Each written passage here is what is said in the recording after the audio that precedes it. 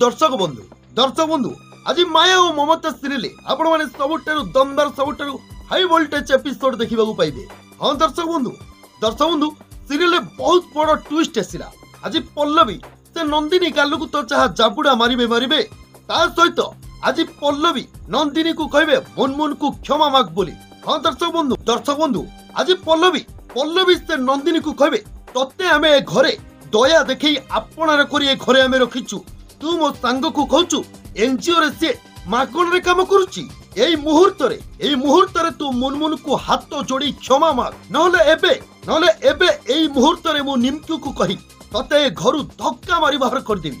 तेबे दर्शक बंधु एक कथा सुनिबा परे से नंदिनी पूरा आश्चर्य हो जिवो। दर्शक बंधु नंदिनी कोन मुनमुन को क्षमा मागिबो कोन लागुछ आपण मानकू कमेंट बॉक्स रे दया करी कमेंट करी निहाती भाबे जणांतु।